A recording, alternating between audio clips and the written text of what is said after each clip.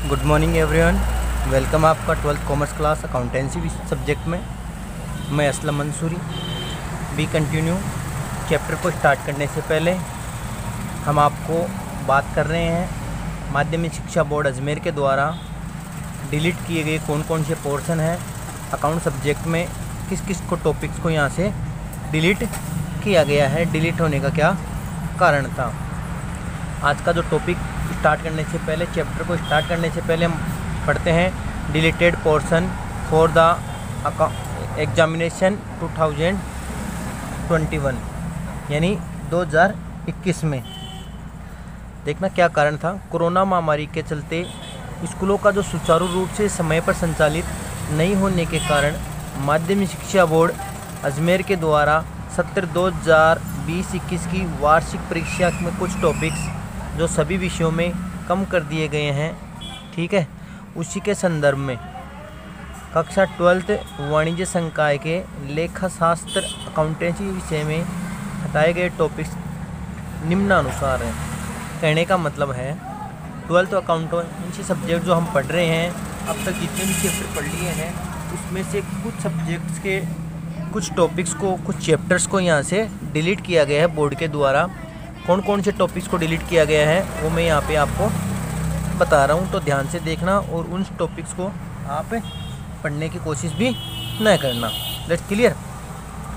Accountancy subject में हमारे पास जो फर्स्ट पॉइंट उठाया गया है चैप्टर 4th कंप्लीट चैप्टर को डिलीट किया गया है। यहाँ से चैप्टर का नाम था डिसोल्यूशन ऑफ फर्म यानी पार्टनरशिप फर्म का जो 4th चैप्टर था हमारे पास, फर्म का समापन, उसको यहाँ से डिलीट कर दिया गया है। कम से कम उसमें 4 मार्क्स का बोर्ड में क्वेश्चन पूछा जा रहा था और उस टॉपिक को यहाँ से डिलीट कर दिया है। अगला हमारे पास है सेकंड पॉइंट है चैप्टर 6 को भी कंप्लीट डिलीट किया गया है। Introduction of financial statements of company, company के वित्तीय विवरण का परिचय। इसमें एक लगभग ज़्यादा या थ्योरेटिकल पोर्शन की क्वेश्चन पूछा जाता था, 4 मार्क्स के लगभग आसपास पूछा जाता था। इस चैप्टर को भी कंप्लीटली डिलीट कर दिया गया है। That's clear. अगला चैप्टर हमारे पास, तीसरा पॉइंट हमारे पास 8th चैप्टर को कंप्लीट डिलीट कर दिया गया कंसाइनमेंट अकाउंट।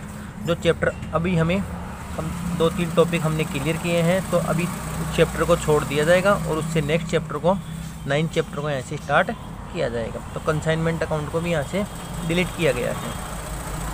लास्ट चैप्टर है हमारे पास 4th टॉपिक 12th चैप्टर को यहाँ से कंप्लीट डिलीट किया गया, एथिक्स ऑफ या एथिक्स इन अकाउंटिंग, लेखांकन में नैतिकता। ये भी थ्योरेटिकल पोर्शन था और इसमें 4 मार्क्स का क्वेश्चन यहाँ पे पूछा जाता था। That's clear. इस प्रकार से यहाँ पे 4 टॉपिक्स को कम किया गया है, ध्यान देना। 4th chapter dissolution partnership firm, 6th chapter introduction of financial statement of company, 8th chapter consignment and 4th point 12th chapter है एथिक्स इन अकाउंटिंग। इन चारों चैप्टर्स को यहाँ से माध्यमिक शिक्षा बोर्ड अजमेर के द्वारा कल दिनांक 24 यानी 24 अक्टूबर 2020 को यहाँ से डिलीटेड किया गया है। और आप माध्यमिक शिक्षा बोर्ड की साइट पे जाके इसको क्लियर कर सकते हो, वेरीफाई कर सकते हो। इसके जो मार्क्स हैं अदर चैप्टर में इंक्लूड किए गए हैं, वहाँ पे बता दिया गया है, समरी दी गई है कि किस चैप्टर को कितने मार्क्स का कर दिया गया है। इन चैप्टर्स के जो मार्क्स थे वो अदर चैप्टर्स में ऐड किया गया है। That's clear. अब हमारा जो 8th चैप्टर चल रहा था कंसाइनमेंट अकाउंट, उसको हटा के अभी हम अगला चैप्टर पढ़ते हैं नॉन ट्रेडिंग ऑर्गेनाइजेशन या नॉन प्रॉफिट जो है आपका प्रोफेशनल पर्सन को हम टैली करते हैं यहाँ, ठीक है। That's clear. B continue. बात करते हैं हमारे चैप्टर की और हमारा चैप्टर है 9th चैप्टर टैली कर रहे हैं। 8th चैप्टर को हमने पेंडिंग छोड़ दिया है because this chapter are deleted by the board माध्यमिक शिक्षा बोर्ड। That's clear. हमारा जो चैप्टर 9 है, 9 का नाम है non trading organisation and professional person, यानी इस चैप्टर को हम NPO नाम भी दे सकते हैं, नॉन ट्रेडिंग या non profit organisation. That's clear. NPO का मतलब हो गया नॉन प्रॉफिट ऑर्गेनाइजेशन। ऐसी ऑर्गेनाइजेशन, ऐसे संगठन जिनका प्रॉफिट अर्न करना नहीं है, ओनली फॉर सोशल सर्विस, यानी बहुत सी ऐसी ऑर्गेनाइजेशन है जिनका जो मेन ऑब्जेक्ट होता है सोशल सर्विस करना होता है। तो आज इसके हम non trading organisation and professional जो पर्सन है उसकी डेफिनेशन पढ़ेंगे, उनमें उसमें कौन कौन से टॉपिक्स है, उस टॉपिक्स को यहाँ पे टैली किया जाएगा। That's clear. तो हम आगे बढ़ते हैं, इसमें देखते हैं कौन कौन से हैं चैप्टर हैं। Accounting for non trading organisation and professional person. देखना इसमें ग्लोसरी क्या दी हुई है, नॉट फॉर प्रॉफिट और non trading organisation.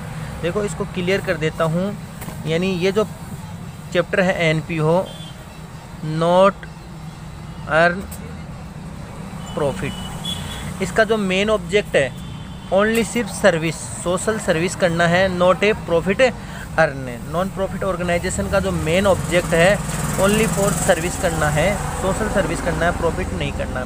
For example हम बताते हैं गवर्नमेंट हॉस्पिटल, गवर्नमेंट हॉस्पिटल में मेडिसिन हमें फ्री मिलती है, डॉक्टर की राय जो डॉक्टर से हम कंसल्ट करते हैं वो फ्री ऑफ कॉस्ट होता है। तो जो है उनका सिर्फ सोशल वर्क करते हैं, सोशल सर्विस करते हैं।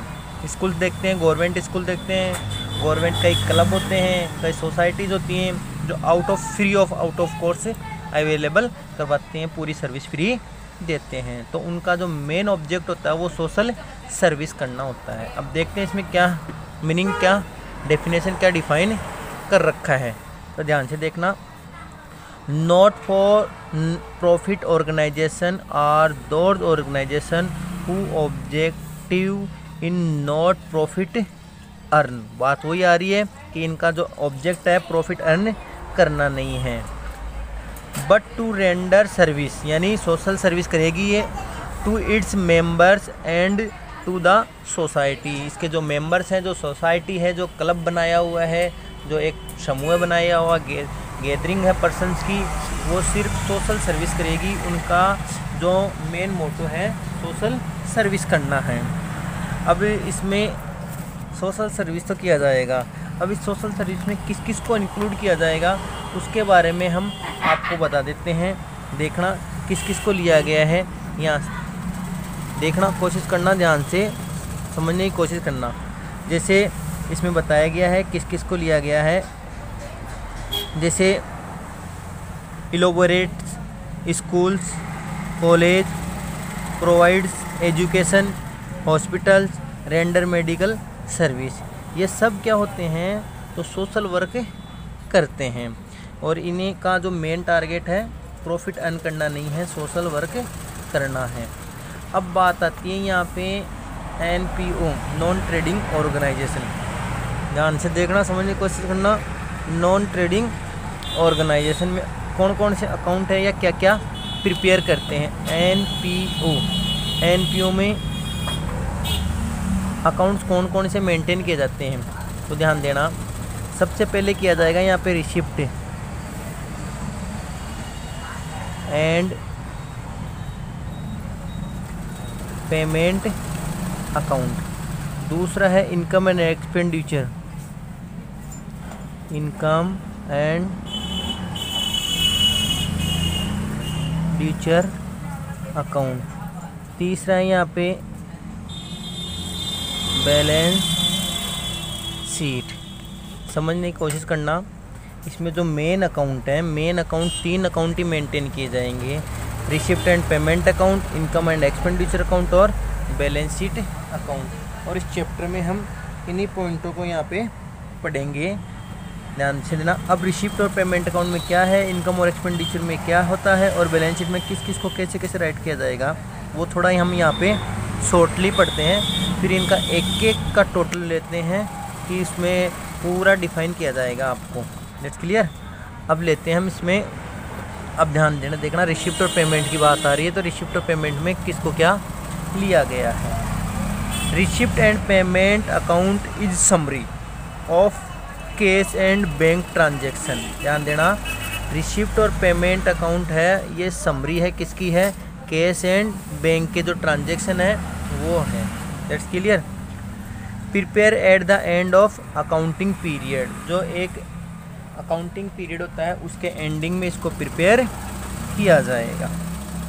It's records all receipt and payment whether of revenue और capital nature and irrespective of the period to which the related, यानी कहने का मतलब क्या है, ध्यान देना, रिसिप्ट और पेमेंट अकाउंट किससे रिलेटेड है, case and bank transaction,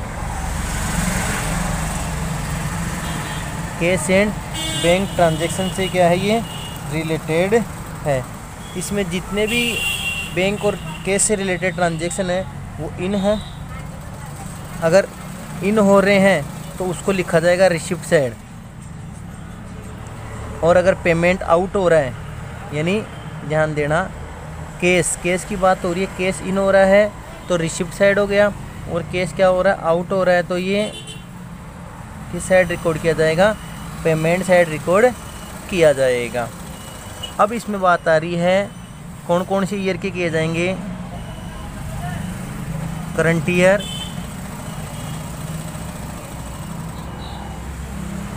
last year और नेक्स्ट ईयर।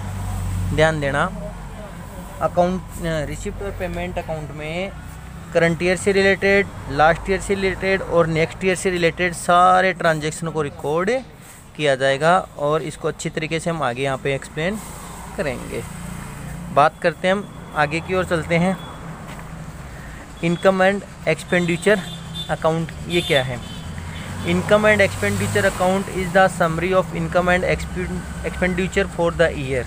कहने का मतलब क्या कह रहा है, इनकम और एक्सपेंडिचर है, इसमें एक समरी लिया जाएगा, कितना इनकम हुआ और कितना एक्सपेंस हुआ। ध्यान देना, पढ़ा जाएगा इनकम एंड एक्सपेंडिचर। देखना,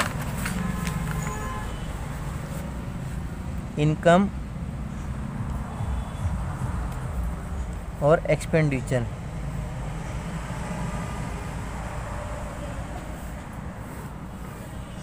एक साइड इनकम की होगी, दूसरी साइड किसकी होगी, एक्सपेंडिचर की होगी। एक साइड इनकम की होगी, एक साइड एक्सपेंडिचर की होगी। इसमें यहाँ पे all income and all expenses को राइट किया जाएगा। बट ध्यान देना, यहाँ पे ऑल इनकम और ऑल एक्सपेंसेस को तो राइट किया जाएगा, बट ओनली सिर्फ करंट ईयर।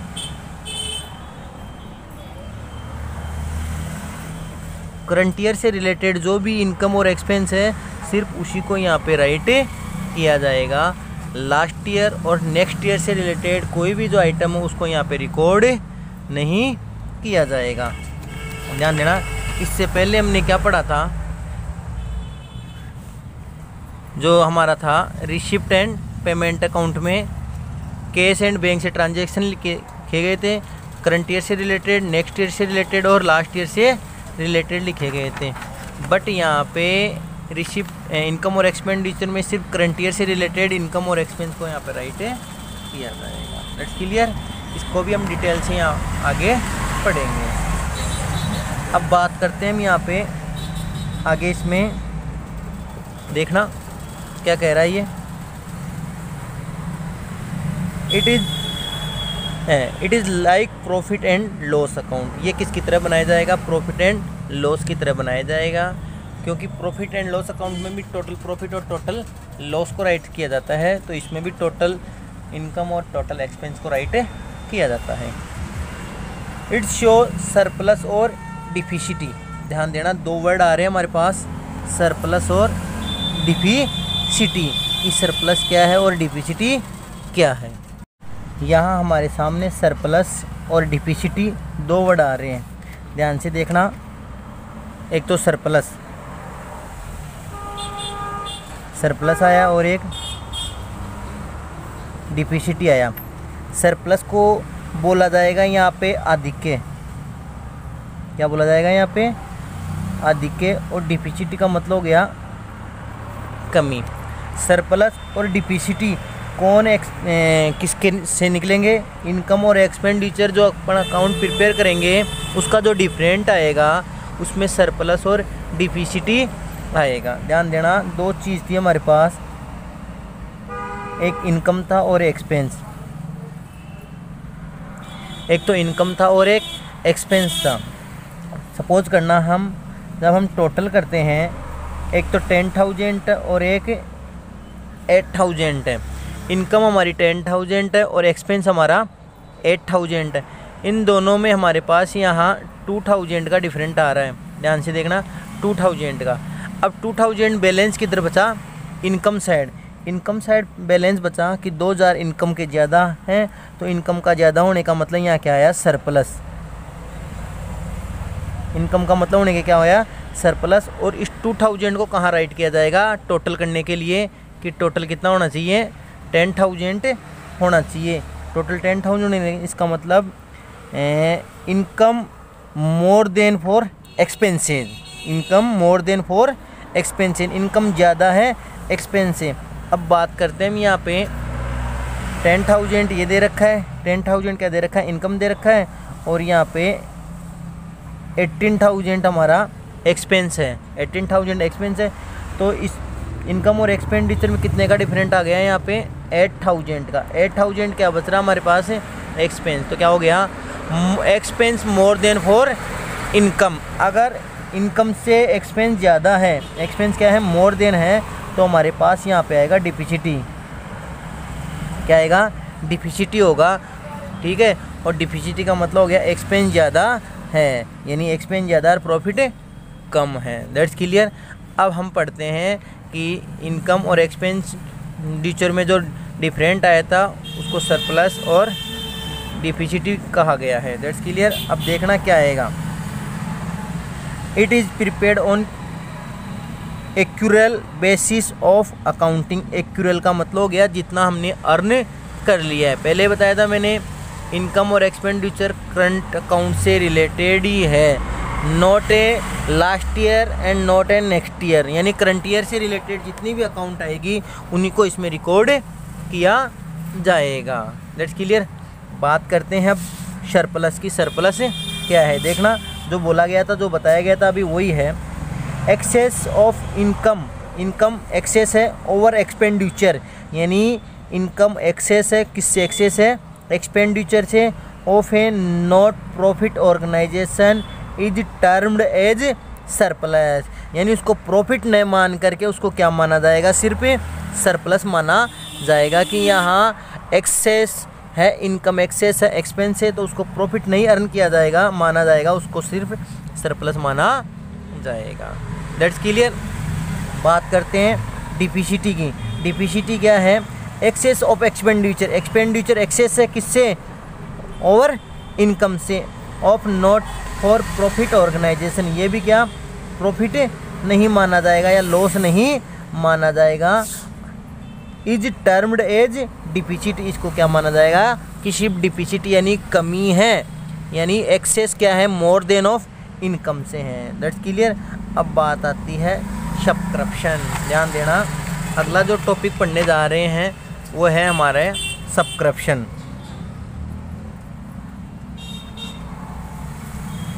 सब्सक्रिप्शन, सब्सक्रिप्शन का मतलब हो गया चंदा। सब्सक्रिप्शन का मतलब हो गया चंदा।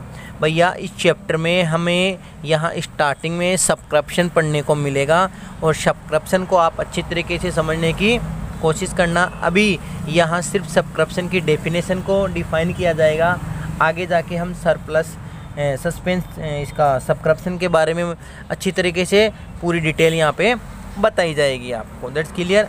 अब जैसे कोई भी ऑर्गेनाइजेशन को चलाने के लिए, कोई भी संगठन है, कोई भी गवर्नमेंट सोसाइटी है, स्कूल है, उसको चलाने के लिए यहाँ पे सब्सक्रिप्शन की बहुत ही नीड होती है। फॉर एग्जांपल जैसे गवर्नमेंट स्कूल है, वो जर्जर अवस्था में है, जिसकी बिल्डिंग ख़राब हो गई, तो हम क्या करते हैं, जो गांव के, जो शहर के सेठ लोग होते हैं, भामाशाह होते हैं, उनको हम भामाशाह बनाते हैं, यानी उनसे हम पैसा कलेक्ट करते हैं, और यहाँ पे government hospital, government society, government school, government और भी क्लब है, उनमें यहाँ पे इन्वेस्ट क्या, उनमें यहाँ पे एक्सपेंस किया जाता है और उसको डेवलप किया जाता है, ताकि वह ज़्यादा से ज़्यादा लोगों के लिए सर्वाइव हो सके, अच्छी सर्विस प्रोवाइड की जा सके। तो वही है यहाँ पे सब्सक्रिप्शन। ध्यान देना, सब्सक्रिप्शन क्या है, देखना इसको।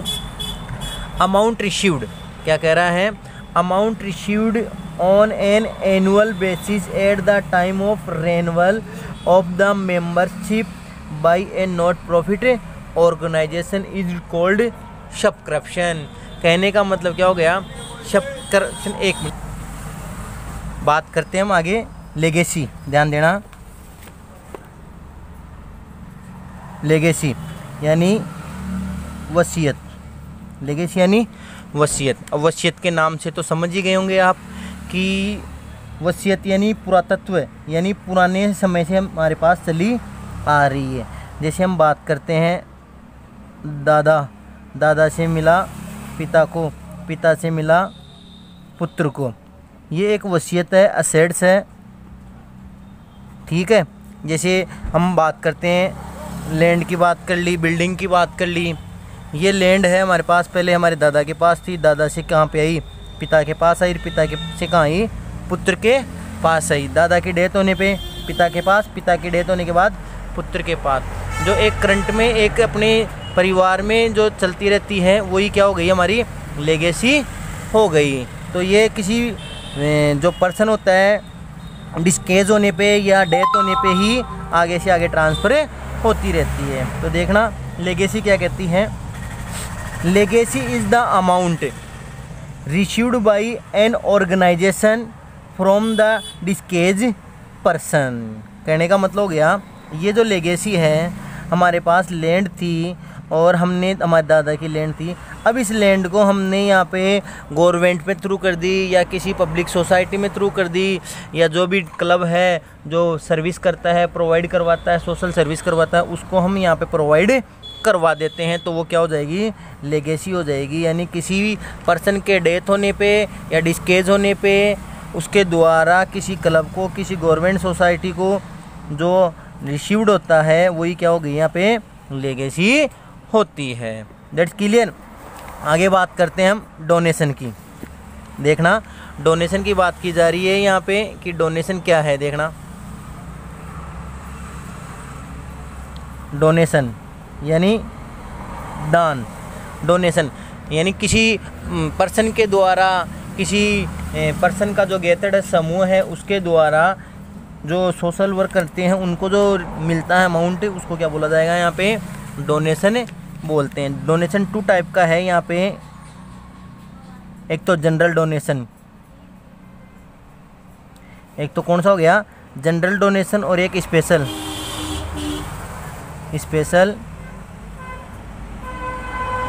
डोनेशन। ध्यान देना, जनरल डोनेशन और स्पेशल डोनेशन को समझने की कोशिश करना।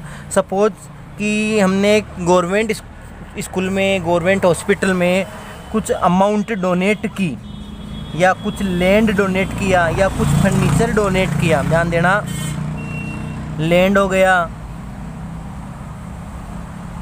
फर्नीचर हो गया, प्लांट हो गया, बिल्डिंग हो गया, केस हो गया। इनमें से कोई भी पार्ट होता है जो डोनेट किया जाता है बाय द डोनर, और उस डोनर ने, वो डोनर कुछ भी नहीं कहता कि मेरे द्वारा ये आपको डोनेट किया गया है, आप किसी भी यूज़ में कर सकते हैं, पर्टिकुलर किसी वर्क में यूज नहीं करना, आपके हिसाब से यूज किया जाएगा। तो ऐसा जो डोनेशन क्या कहलाएगा, यहाँ पे जनरल डोनेशन कहलाएगा। That's clear. यानी land, building, furniture, plant, case है जो गवर्नमेंट है वो अपने हिसाब से कहीं भी यूज कर सकती है, तो वो होता है हमारे पास जनरल डोनेशन। अब बात आती है स्पेशल डोनेशन। देखना स्पेशल डोनेशन क्या है।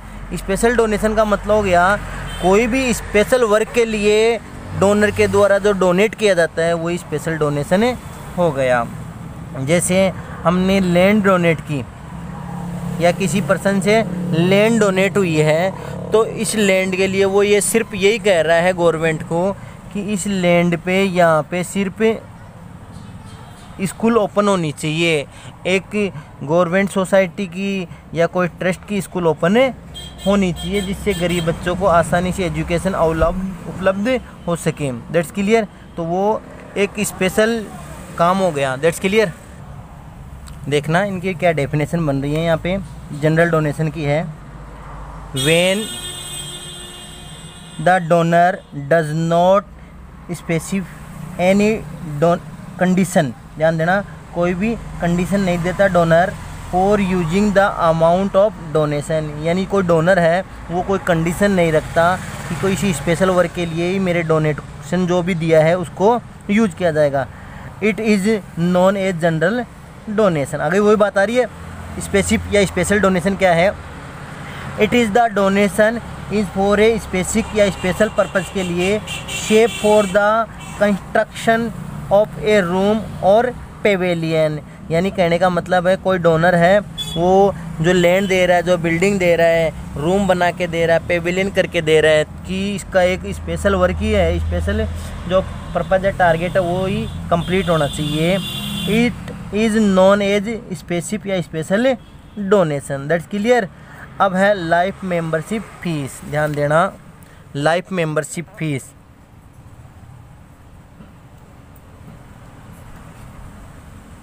लाइफ मेंबरशिप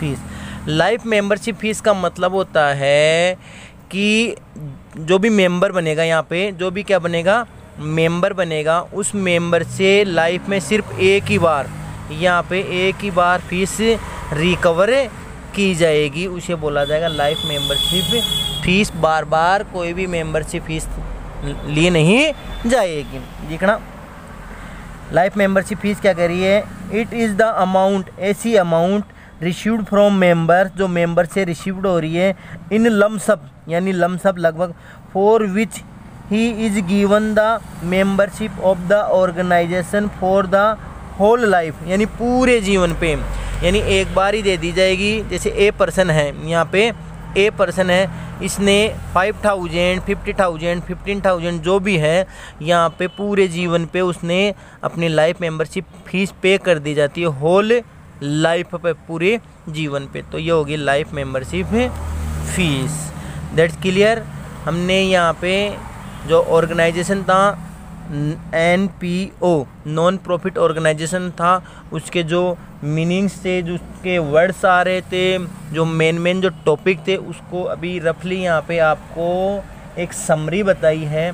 अब हम आगे नेक्स्ट वीडियो में एक एक पॉइंट का डिटेल से टैली करेंगे, आपको एक्सप्लेन करेंगे। तब तक के लिए आप ये जो टॉपिक पढ़ाया गया उसको आप अच्छी तरीके से देखें, पढ़ें और समझने की कोशिश करें। फिर भी अगर कोई प्रॉब्लम है तो मुझे कमेंट्स बॉक्स में कमेंट ज़रूर करें। Thank you so much.